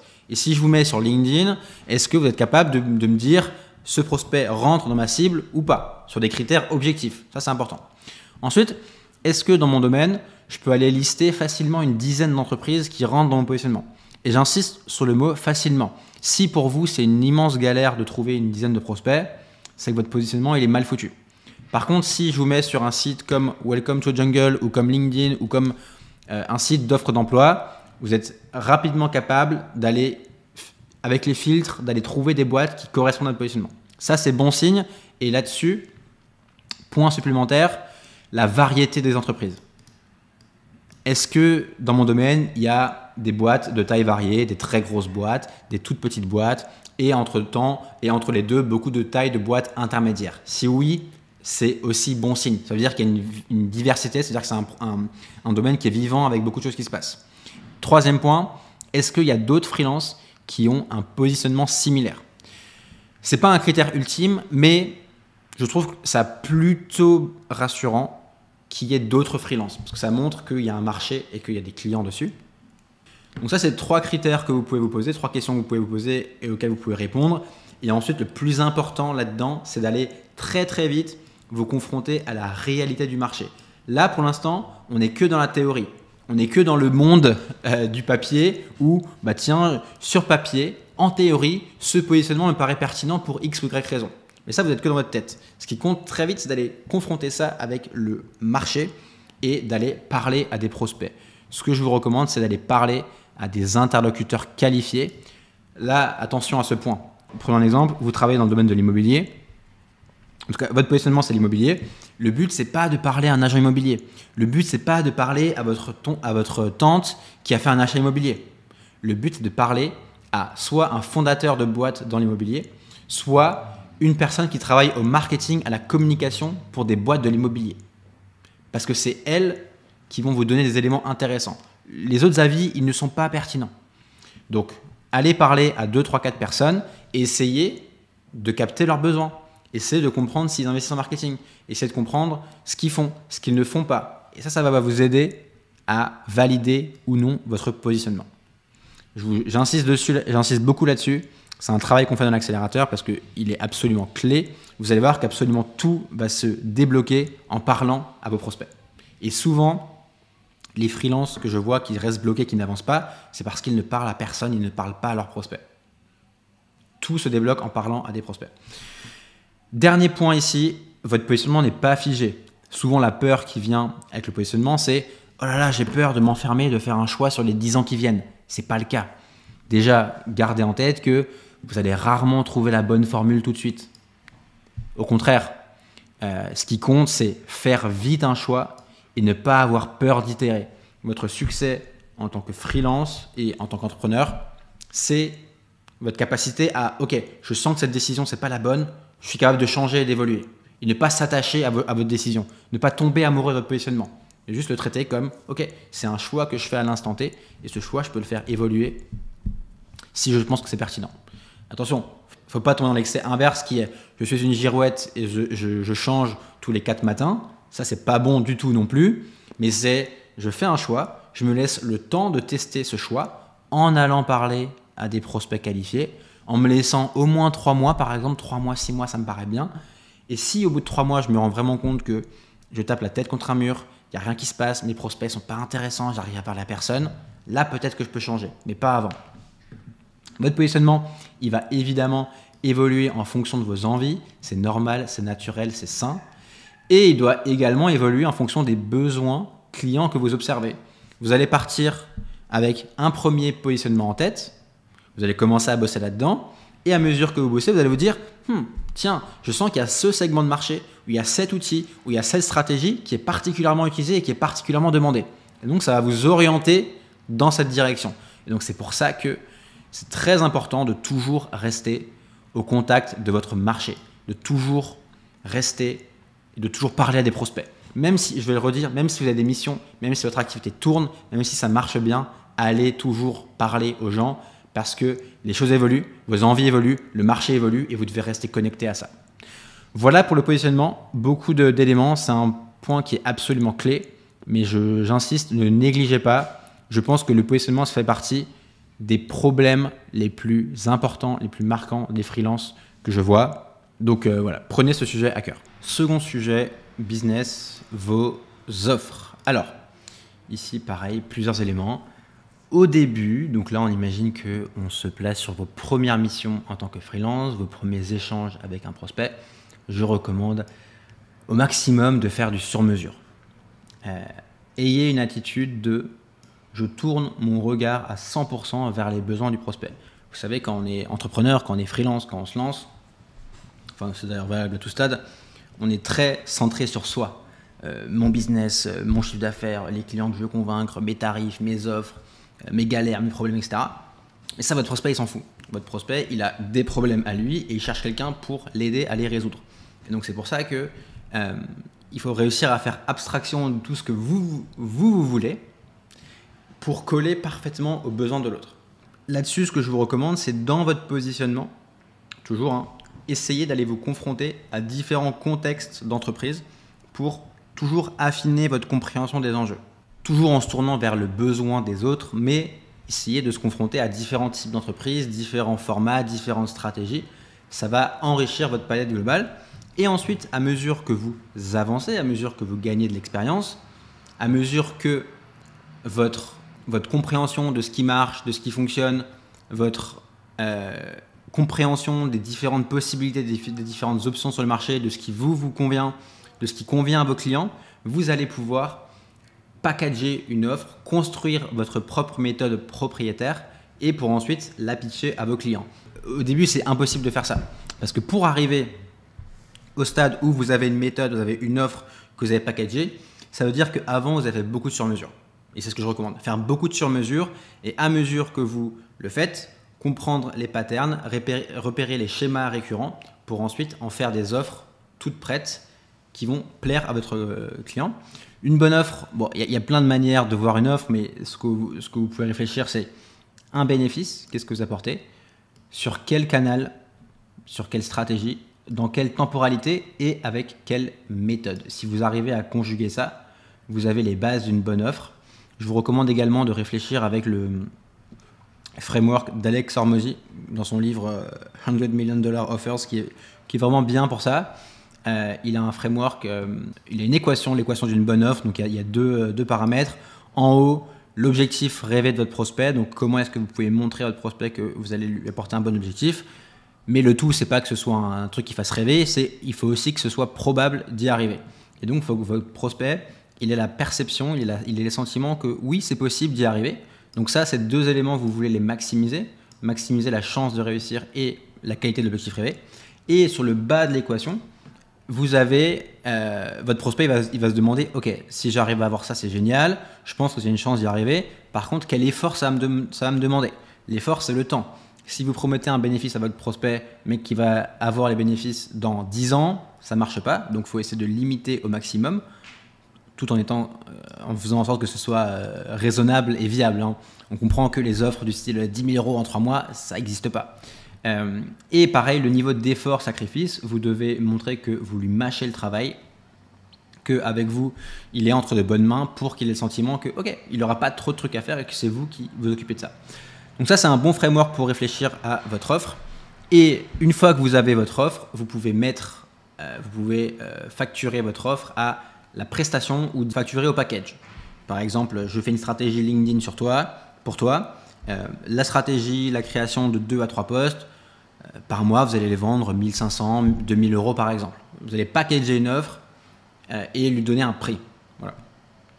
Donc ça, c'est sur la dimension de l'offre, ce qui nous conduit au sujet des tarifs. Le premier point qui est à comprendre, et pareil, c'est un sujet sur lequel pas mal de freelance bloquent, c'est que le prix, c'est d'abord une question de valeur perçue.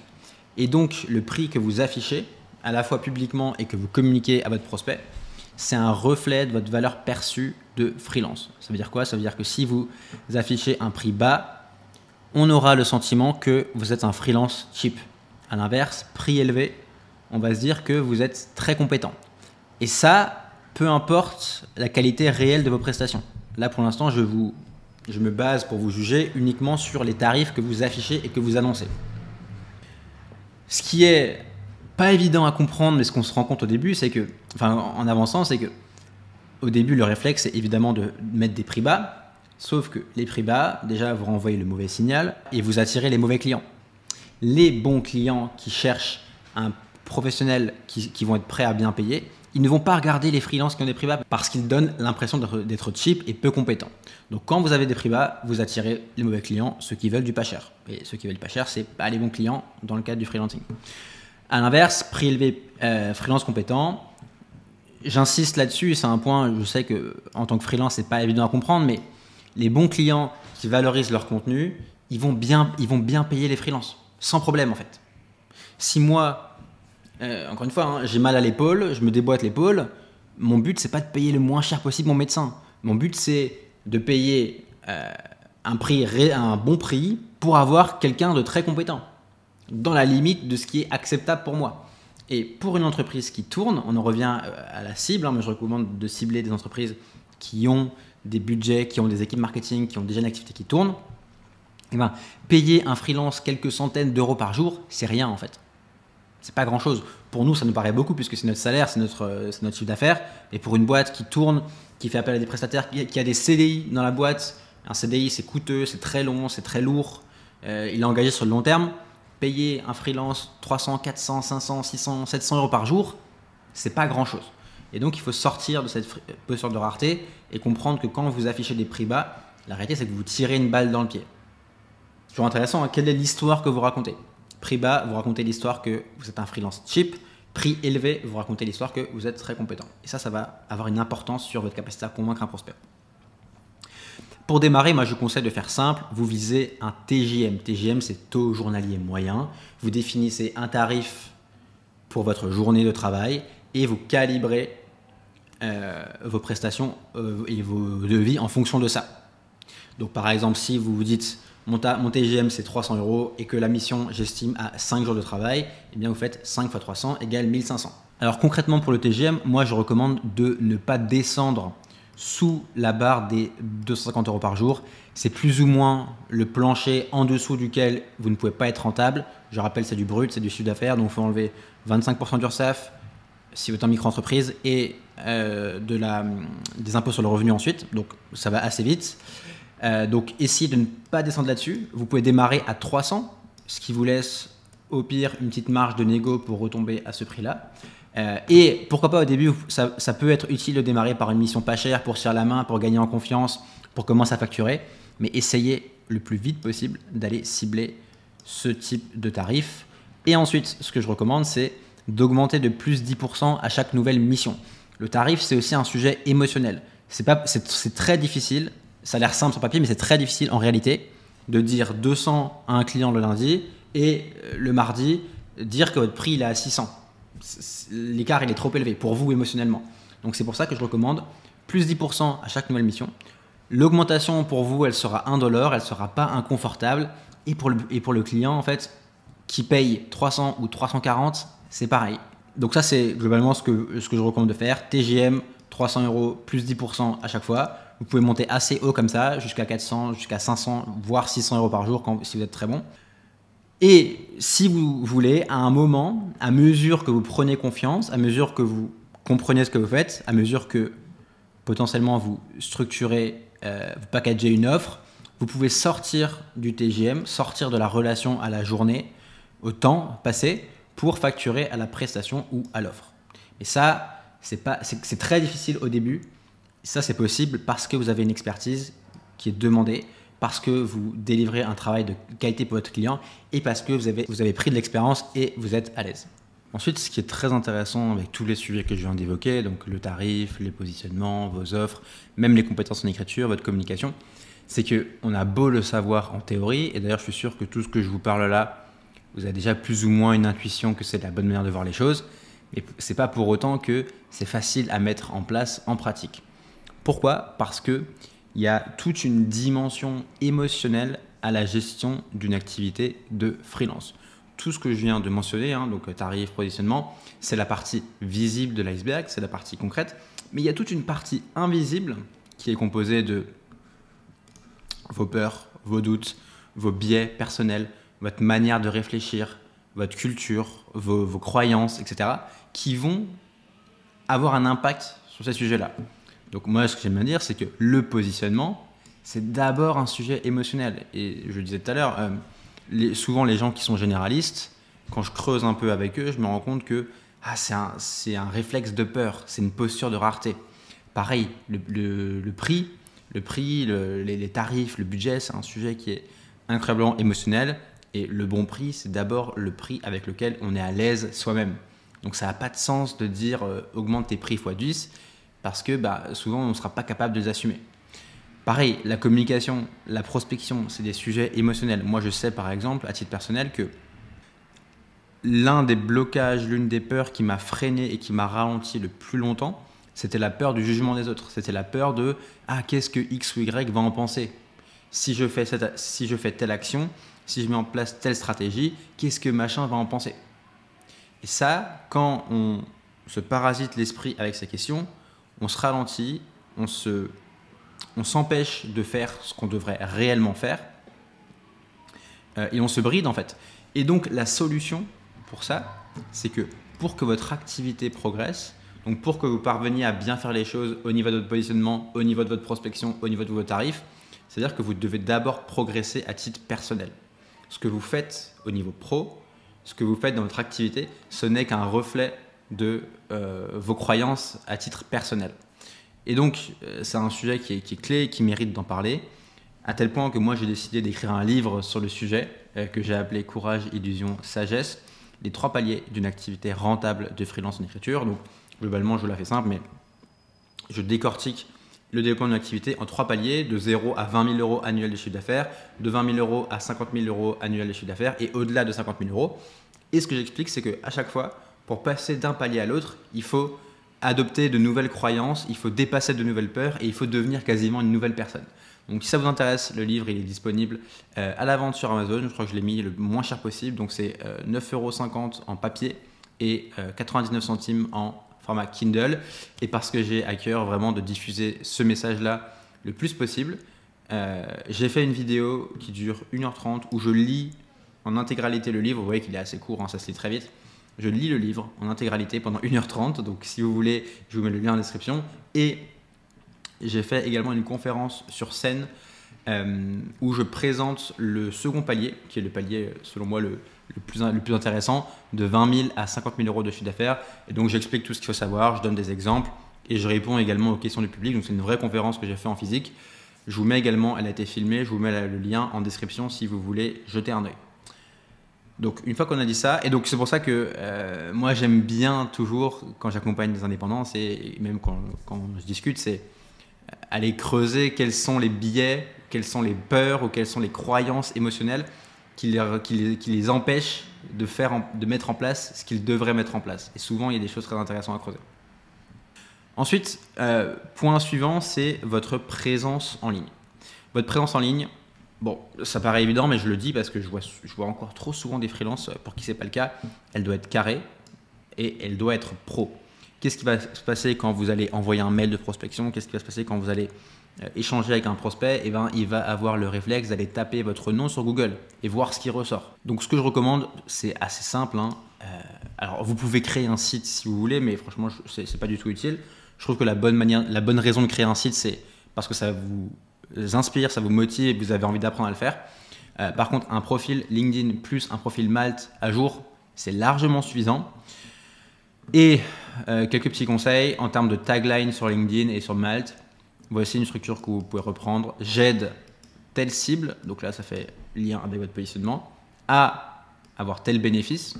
Ça fait le lien avec ce que je disais sur le fait que vous n'êtes pas un rédacteur, vous êtes un marketeur, donc avoir du trafic, à gagner en notoriété, à gagner en visibilité, avec telle compétence. Donc là c'est soit le copywriting, soit le ghostwriting LinkedIn par exemple. Et ensuite, prenez le temps, franchement, vous prenez 2 heures et ce sujet, il est bouclé. Optimisez vos profils, LinkedIn et Malte, remplissez bien les sections et surtout, ce que je vois, c'est ne vous contentez pas du factuel. Ne vous contentez pas de lister factuellement ce que vous avez fait ou ce que vous pouvez faire pour vos clients.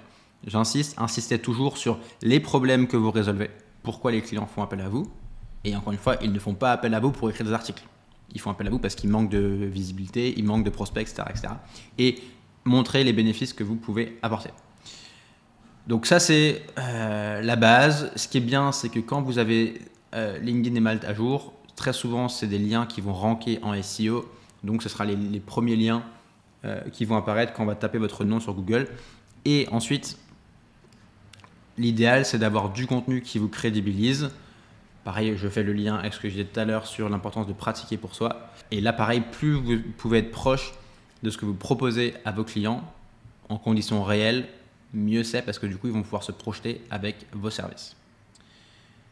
Abordons, avant de terminer, on va terminer par le gros morceau qui est trouver des clients. Mais avant ça, je vais parler un tout petit peu d'organisation et de gestion du temps parce que c'est également un sujet qui est absolument clé.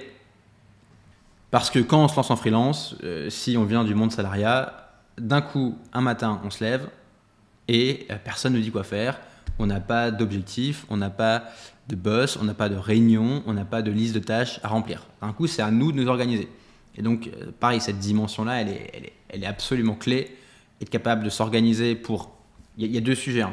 Travailler sur les bons sujets, qui est peut-être le truc le plus important.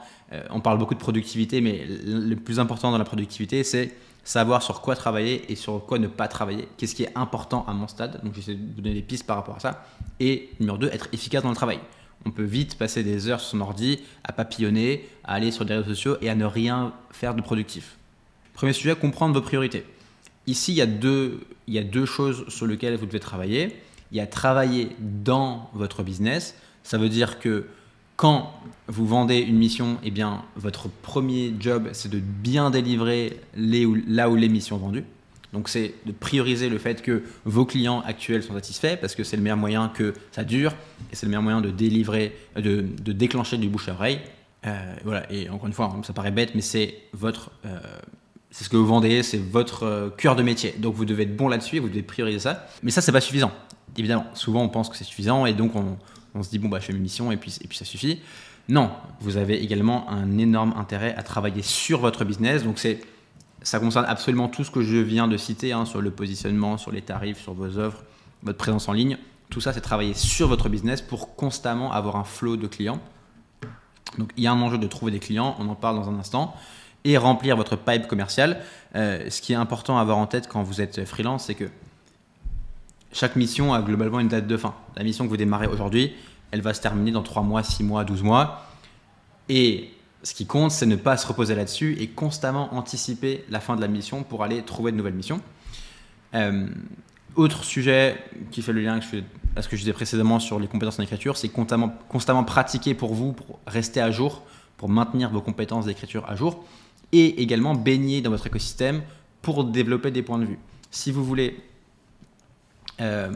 décrocher des super missions bien payées avec des très bons clients et des missions passionnantes, vous devez, ce que moi j'appelle développer des points de vue, à savoir ne pas se contenter uniquement de tiens, je fais une synthèse d'autres contenus existants sur le domaine pour faire un truc un peu moyen, mais vous devez vous aussi apporter des insights, des manières de réfléchir, des points de vue sur votre thématique. Et donc là, ça refait le lien avec le positionnement. Et vous voyez que tout est lié. Hein. C'est pour ça que j'insiste vraiment sur cette dimension de pièces d'un même puzzle qu'il faut mettre ensemble. Ensuite, donc ça c'est les priorités. Et ensuite, et vous voyez que là-dedans, j'insiste parce que souvent c'est un truc qu'on fait naturellement, mais la veille, c'est dans ce dernier point-là et ça vient à la fin. Donc le point suivant, c'est apprendre à être efficace. Il y a plusieurs points et ça va faire le lien avec ce que je viens de dire aussi. Être intransigeant sur le deep work. Ce que je veux dire par là, c'est que encore une fois, on peut vite, et au début, je pense qu'on passe tout par là, mais on peut vite être devant son ordi et en fait ne rien faire. Passer du temps à lire des emails, consommer du contenu, aller sur les réseaux, parler à des gens. Fondamentalement, qu'est-ce qu'on fait? Pas grand-chose. C'est pour ça que vous devez être intransigeant sur le deep work. Le deep work, c'est le travail profond. C'est-à-dire que quand vous faites une tâche, quand vous êtes devant votre ordinateur, vous devez être rigoureux pour vraiment avancer sur ce qui compte et ne pas vous laisser distraire. Là-dessus, quelques bonnes pratiques évidentes, mais pas de téléphone à côté de vous, pas de notification, pas de distraction, utilisez des bloqueurs, bloquez-vous des temps. Il y a Cal Newport qui a écrit un livre qui s'appelle justement Deep Work, qui est passionnant. Il explique que à mesure que la technologie progresse, on a de plus en plus d'options, de distractions possibles devant nous, alors que ce qui compte fondamentalement, c'est faire un travail profond dans lequel on n'est pas distrait et on est concentré longtemps sur notre tâche. Et l'écriture, c'est ça. Si vous voulez bien écrire, si vous voulez aussi bien pour vous que pour votre client, vous devez avoir des moments où vous êtes absorbé dans votre tâche d'écriture et il n'y a rien d'autre qui existe. Donc priorisez ça, et c'est un muscle qui se travaille. Toujours pareil, maintenir un niveau d'exigence élevé et ne pas se relâcher. Chaque jour est un combat. Chaque jour, les compteurs repartent de zéro et vous devez avancer au maximum. Et c'est la dure loi du freelancing où personne ne vous attend, personne ne vous donne la permission, personne ne compte sur vous. C'est à vous d'aller faire des choses. C'est à vous d'aller enclencher la machine. Et donc ça, et là-dessus, c'est pareil. Il n'y a pas de ligne d'arrivée. Vous ne pouvez pas vous dire, tiens, ça y est, c'est bon, j'ai bien bossé un mois, je peux me reposer. Ok, mais du coup, vous vous mettez en danger. C'est pour ça qu'il faut garder une discipline, garder un niveau d'exigence assez élevé. Évidemment, ça ne veut pas dire qu'il faut se cramer, il faut trouver des soupapes à côté, faire du sport, bien manger, bien dormir, hein, avoir un rythme de vie qui est sain par ailleurs. Mais quand vous bossez, être vigilant et être rigoureux, comprendre votre horloge interne et votre pic d'énergie, comprendre que vous n'allez pas pouvoir être efficace toute la journée, mais qu'il y a des moments où vous êtes plus efficace que d'autres. Moi, je sais que je suis très bon, je suis très efficace le matin. Donc, ça veut dire que mes tâches les plus importantes, l'écriture, je les cale le matin parce que c'est important, je suis efficace et donc c'est le moment de le faire. Je sais que si j'écris l'après-midi, je suis une loque, je ne suis pas efficace, je suis en digestion et j'arrive pas à avancer. Donc, c'est pour ça que, par exemple, moi, j'ai un système où je ne prends aucun call le matin, je ne prends aucun rendez-vous le matin, mais je mets tout l'après-midi. Et je priorise, je sacralise mes matinées pour être efficace le matin.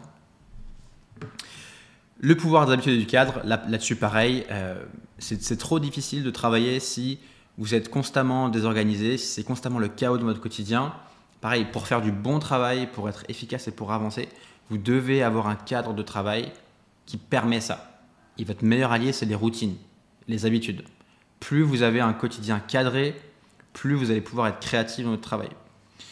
Une autre manière de voir la chose que j'aime bien, c'est micro-speed, macro-patience. Qu'est-ce que ça veut dire? Ça veut dire que vous devez être absolument déterminé, vous devez être animé, j'insiste, le mot il est fort, mais c'est ça, par l'envie de faire le maximum de choses au quotidien et d'avancer le maximum.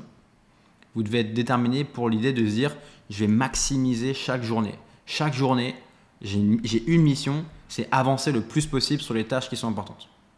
Vous devez faire ça tout en étant patient à long terme, tout en acceptant que oui, je fais mon maximum chaque jour pour avancer, mais que les choses prennent du temps malgré tout. Et donc, quand on a cette double vision en tête, ça permet d'être efficace à court terme et d'accepter que ça prend du temps. Parce que si vous êtes que efficace à court terme, vous allez faire des choix à court terme, prioriser des actions, chercher des hacks qui ne marcheront pas. Et si vous êtes que sur le long terme, le risque, c'est que vous avanciez pas suffisamment à court terme. Donc, vous devez constamment être animé par « je sais que ça prend du temps, par contre, il faut que je sois vraiment sur le terrain chaque jour, il faut que j'avance au maximum ». Et ce que je vous recommande, moi, c'est utiliser un outil de calendrier pour vous organiser. Moi, j'aime bien Google Calendar. Chaque début de semaine, je note à l'avance tous mes créneaux dans la semaine, je bloque mon temps, comme ça je sais exactement ce que je dois faire et ce que je ne dois pas faire, comment je vais le faire et vous pouvez repartir de ce framework-là, vous bloquez en priorité du temps pour délivrer les missions vendues et ensuite pour trouver de nouvelles missions, pratiquer pour vous et baigner dans notre écosystème. Ici, vous avez deux manières de faire. Soit vous faites un peu de tout dans une journée. Je sais que moi, quand j'étais freelance, j'aimais bien faire ça. J'aimais bien faire un peu tout de ma journée. J'aimais bien avoir de la variété dans mes journées pour faire plein de tâches différentes. Donc, typiquement, ça peut être, je démarre, je bosse 3 heures pour mes clients. Ensuite, je fais un peu d'activité de prospection, activité commerciale. L'après-midi, j'écris pour moi. Et ensuite, je baigne dans mon écosystème, je développe des points de vue, je me maintiens un jour en fin de journée quand je suis un peu fatigué. L'autre option qui marche aussi bien, c'est de se dire je dédie des jours dans ma semaine pour mes clients. Lundi, mardi, mercredi, jeudi, c'est pour délivrer les missions que je vends. Et je me garde un jour de soupape le vendredi pour faire tout le reste. Ça marche également très bien.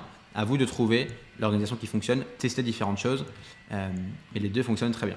Ok, on va pouvoir attaquer le gros morceau qui est trouver des clients. Alors, trouver des clients, premier point, c'est que c'est votre priorité. C'est votre priorité, j'insiste, je le redis. Ce qui va faire le succès de votre activité, c'est vos compétences business et tout ce qu'on vient de voir, le positionnement, l'organisation, vos offres, vos prix, mène à ce sujet qui est de comment est-ce que vous trouvez concrètement des entreprises qui payent pour vos services. C'est votre priorité et là-dessus, je le redis, mais il n'y a pas de hack, il n'y a pas de raccourci. Je sais que si vous passez du temps sur les réseaux, vous allez voir chaque jour des personnes qui vont essayer de vous vendre la méthode, le hack, le raccourci pour trouver des clients. Ça n'existe pas. Vraiment, ça n'existe pas. Au contraire, c'est toutes les pièces du puzzle que vous devez aligner. Vos compétences en écriture qui vous permettent de prendre confiance en vous et qui vous permettent de comprendre ce que vous faites. Votre positionnement qui vous permet d'avoir un positionnement qui est cohérent, de savoir qui cibler et d'avoir quelque chose et d'être crédible dans votre domaine. Tout ce qu'on vient de voir, permet d'arriver à ce climax qui est je trouve des clients. Mais vous devez absolument faire tout ce que je viens de dire en amont si vous voulez que ça fonctionne. Là-dessus, ne pas se cacher, ne pas s'échapper. Trouver des clients, et on revient à ce que je disais sur la dimension émotionnelle de l'activité, c'est pas facile, c'est pas évident parce qu'on se confronte au rejet, on se confronte au refus. Et donc, intérieurement, ça remue. Mais il faut oser se confronter à ça, il faut ne pas s'échapper, ne pas se cacher. Moi, je vois plein de freelances qui essayent de se donner bonne conscience en se disant bah tiens, je fais des choses, je communique un peu sur LinkedIn, je vais parler à des gens, je vais un peu à des événements, mais qui fondamentalement ne font pas ce qu'il faut. Soit parce qu'ils n'osent pas activer les bons leviers, soit parce qu'ils ne le font pas avec le bon niveau d'intensité. Donc là, l'attitude à avoir, c'est ne pas s'excuser de vouloir vivre votre activité. Ne vous excusez pas de vouloir vivre de votre business. Et je vois trop de freelances pareil qui sont un peu sur la pointe des pieds, qui essayent de faire un peu des choses, mais pas trop non plus parce qu'ils ont peur d'aller déclencher des réactions. Non, si vous voulez vivre votre activité, vous devez être obnubilé par ça. Obnubilé par le fait de je veux trouver des clients. Et si ça ne plaît pas à des gens, tant pis. Je m'en fous. Ok ? Je ne m'excuserai pas de vouloir vivre de mon activité. Et ce qui compte, effectivement, je disais, c'est y consacrer le bon niveau d'effort et d'intensité. Si vous n'avez pas de mission, vous devez au moins dédier 2 heures par jour à la recherche directe de clients, avec les stratégies que je vais vous montrer. 2 heures par jour, ça semble beaucoup, mais qu'avez-vous de mieux à faire ? Vous n'avez pas de mission. Le plus important, c'est de trouver des missions. Et d'ailleurs, je mets 2 heures par jour, mais je suis gentil. Pourquoi pas 4 heures ? Pourquoi pas 6 heures ? Parce que, encore une fois, c'est le fait d'avoir des missions qui permet à tout le reste d'exister. Les missions vous donnent le chiffre d'affaires qui vous permet de continuer à exister. Donc, j'insiste, accordez à cette tâche le niveau d'intensité, d'urgence, d'importance qu'elle mérite. Et l'autre point, c'est continuer à mettre de l'effort et planter des graines, même si vous avez déjà des missions. Anticipez toujours la suite et la fin de vos missions actuelles. Moi, je parle souvent à des freelances qui me disent bah, « Tiens Valentin, moi je suis freelance depuis 4 ans. Mes 3 premières années, ça a roulé parce que j'ai eu 2-3 bonnes missions qui m'ont tout de suite apporté un chiffre d'affaires confortable. Et puis ensuite, bah, globalement, ça a toujours été. Et là, d'un coup, j'ai 2 missions qui se sont arrêtées. Et en fait, je suis un peu dans la merde parce que j'ai rien mis en place au parallèle. Je me suis un peu reposé sur mes lauriers et je suis un peu tombé dans le confort. Et donc, j'ai pas communiqué sur LinkedIn, j'ai pas fait de prospection, j'ai pas travaillé mon positionnement, j'ai rien en place en fait. Et là, d'un coup, le réveil sonne et c'est l'urgence et du coup, il faut vite mettre des choses en place. C'est compliqué. Ce que je vous recommande, c'est dans la mesure du possible, même quand vous êtes complet, même quand votre semaine est remplie de missions, continuez malgré tout à planter des graines et travailler sur votre business. C'est pour ça que je disais ça. Donc comment on fait concrètement pour trouver des missions ? Il y a globalement plusieurs leviers pour trouver des missions. Je vous les montre un petit peu. Donc je les ai classés selon 2 axes. L'axe court terme, long terme. Donc à quel point est-ce que les leviers qui sont à gauche du graphique permettent d'aller trouver des missions à court terme et à quel point les leviers à droite permettent de faire du long terme. Et sur cet axe-là, en haut, c'est une approche directe pour trouver des missions et en bas, c'est une approche qui est plutôt indirecte. Non, pardon, c'est l'inverse. En haut, c'est approche indirecte et en bas, c'est approche directe. Le point important, c'est que toutes ces options fonctionnent. Elles fonctionnent à condition de bien faire les choses et d'y mettre le bon niveau d'effort et d'intensité. Donc allons-y, étape par étape. Commençons par ce qui est certainement le levier le plus souvent activé, à savoir la création de contenu.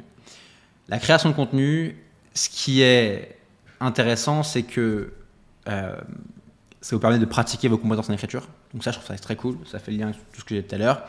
Parce qu'il y a une dimension que en postant un contenu en ligne, j'ai une chance que plusieurs personnes intéressantes les voient. Donc, je crée un effet de levier là-dessus. Le piège de la création de contenu, c'est qu'on peut vite avoir le sentiment de faire des choses utiles, mais ne pas avoir la bonne approche et faire en sorte que tout ce qu'on fait, ça soit complètement contre-productif et inutile. Parce que tout le monde va essayer de vous vendre des objets brillants. Ce que je recommande, c'est essayer de vous focus sur un seul canal, surtout au début. N'essayez pas d'être partout. C'est le meilleur moyen de ne rien faire. Ensuite, ce qui compte, c'est penser votre contenu pour toucher des prospects et trouver des clients. Moi, je vois beaucoup trop de freelances qui font du contenu, non pas pour trouver des clients, mais pour raconter leur vie de freelance. Ça ne sert à rien. Vous allez attirer que des copains freelance, mais aucun prospect.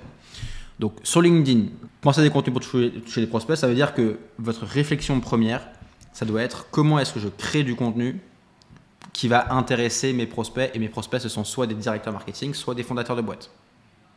Ok ? J'insiste, CMO, directeur marketing, fondateur de boîte. C'est à eux que vous devez avoir, c'est eux que vous devez avoir en tête quand vous cherchez vos missions. Et donc ça, c'est peu importe les canaux. Les grands canaux, je les ai mis ici. Donc c'est LinkedIn, newsletter, SEO et dans une moindre mesure Instagram. Mais malgré tout, Instagram, ça peut être utile. Voici les types de contenus que je recommande de publier. Sur LinkedIn, vous allez faire un mix entre des posts sectoriels en lien avec votre positionnement. Pourquoi ? Parce que c'est ce qui va intéresser les gens de votre domaine et de votre secteur. Et ajouter une dimension marketing avec analyse, étude de cas, interview. En newsletter, pareil, analyse, étude de cas, interview. Si vous voulez trouver des clients, c'est ça les types de formats qu'il faut faire. En SEO, le but du SEO, c'est d'aller par exemple ranker sur le mot-clé copywriter positionnement. Donc c'est copywriter santé, copywriter BTP, copywriter immobilier. Parce que les gens qui vont taper ça, ils cherchent un copywriter comme vous. Et donc, si vous êtes premier, vous êtes quasiment sûr de rafler la mission. Et sur Instagram, alors je connais un tout petit peu moins Instagram pour trouver des missions en tant que copywriter ou rédacteur. Mais quoi qu'il en soit, la stratégie c'est exactement la même. C'est comment est-ce que je peux toucher des CMO. Et donc, ça veut dire ne pas raconter sa vie de freelance. Parce que là, vous n'avez touché aucun CMO. C'est au contraire se rapprocher de ça.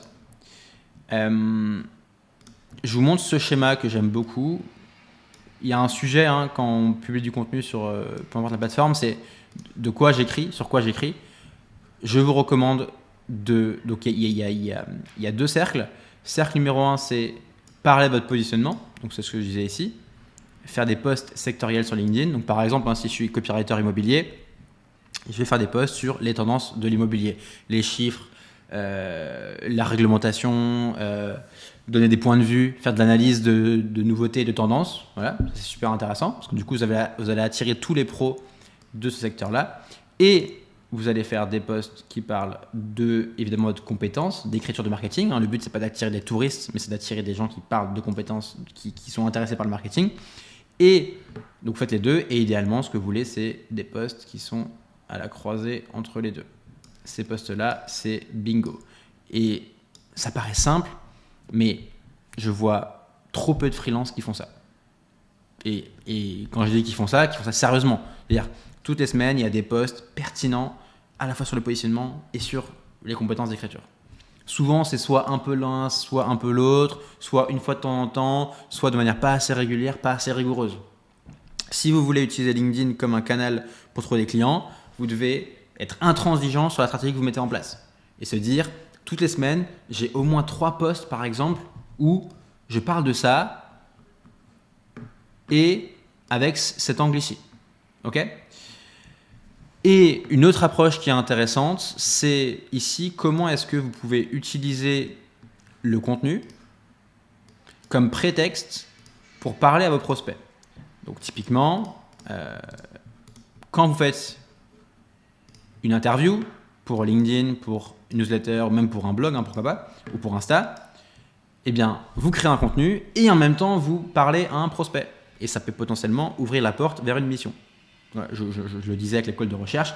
Pareil, quand vous faites l'étude de cas d'une marque qui fait bien les choses sur LinkedIn, vous allez la mentionner et donc c'est un moyen intéressant de parler à vos prospects.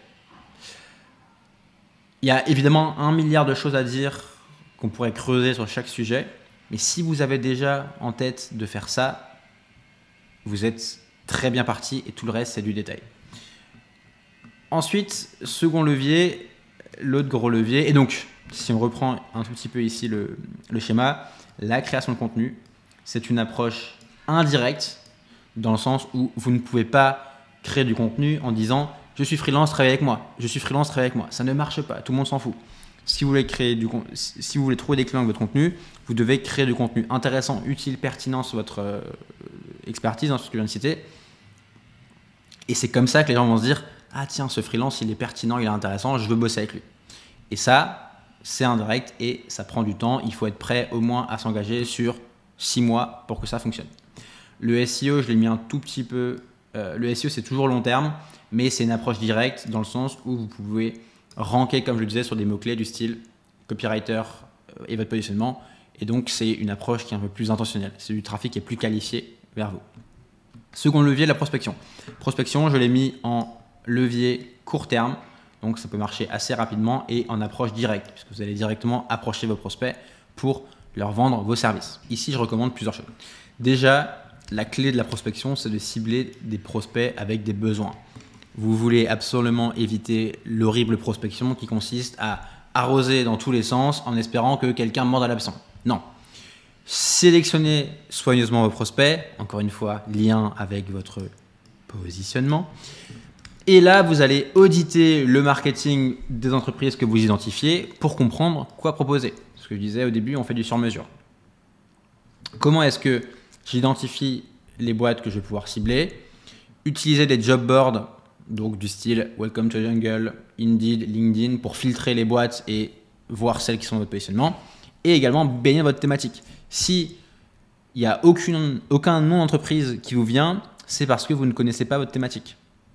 Et parce que vous ne vous renseignez pas, parce que vous n'êtes pas actif dedans. Et donc, vous avez intérêt à suivre des contenus, lire des newsletters, écouter des podcasts, aller dans les salons. Et là, vous allez voir que vous allez être submergé de prospects potentiels.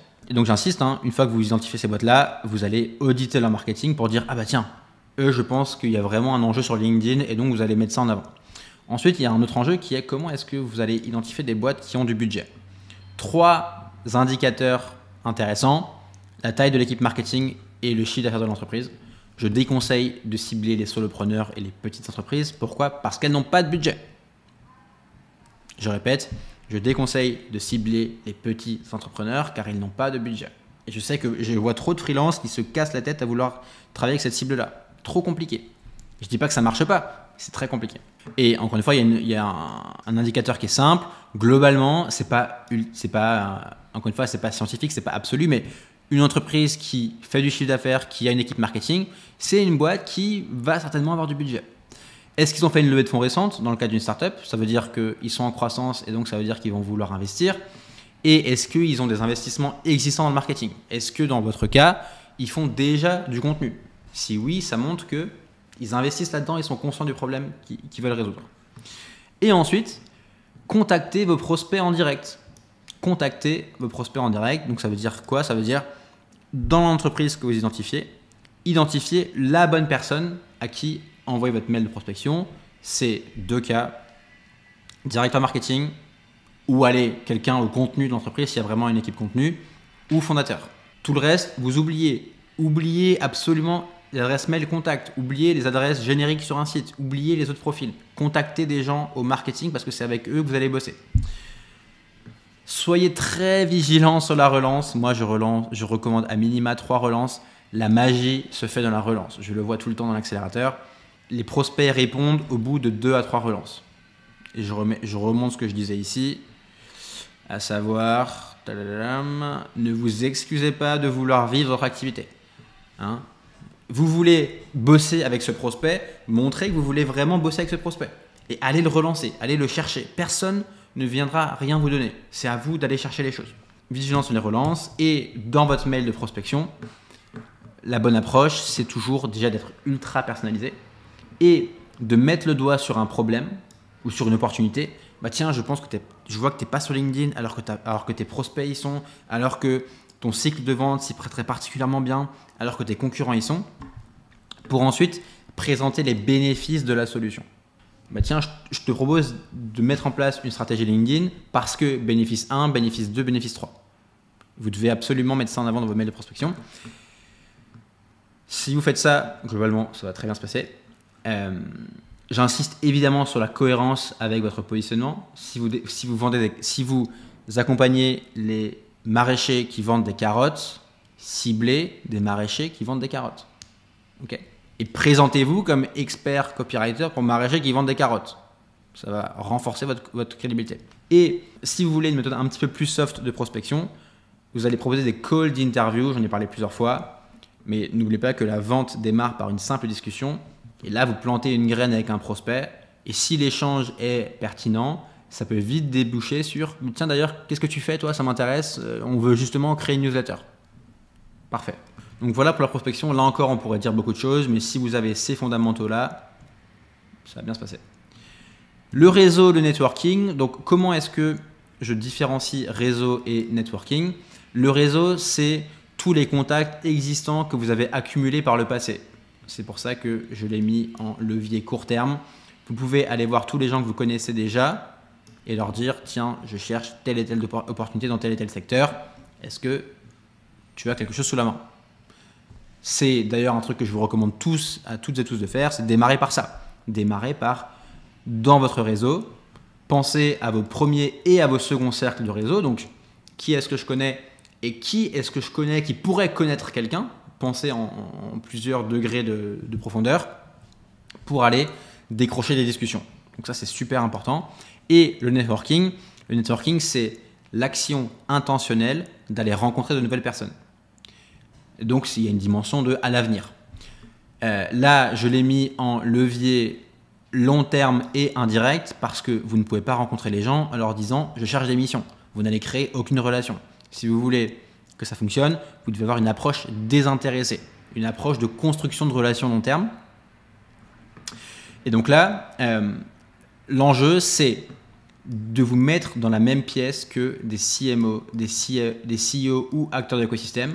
Donc ça peut être via des apéros de marketeurs dans votre ville, ça peut être via des conférences en présentiel où vous savez qu'il y aura ces personnes-là, ça peut être via des clubs privés. Voilà. Donc allez voir ce qui est pertinent dans votre cas. Là, il y a un vrai enjeu de cultiver le réseau. Hein. Le but, c'est pas de rencontrer une fois ces gens-là, mais c'est de maintenir la relation sur le long terme. Et là, je dirais que ça demande une personnalité qui est plutôt introvertie. Il faut être à l'aise avec le fait d'aller voir les gens. Je sais que pour moi, c'est pas là-dedans que je suis le meilleur et c'est pas la solution que je choisirais. Moi, je suis plutôt introverti. J'aime passer du temps derrière mon ordinateur, j'aime écrire des choses. Donc, je vais plutôt aller vers la création de contenu ou vers de la prospection. Et je mentionne enfin les plateformes de freelance. Il y en a plein, je recommande globalement Malte. Okay. Je disais, si vous voulez trouver des missions avec Malte, vous devez jouer le jeu de l'algorithme Malte et donc aller optimiser votre profil sur Malte. Ce que je disais tout à l'heure, hein, avoir un positionnement qui est tranché. Si vous êtes généraliste, vous serez noyé dans tous les profils de freelance.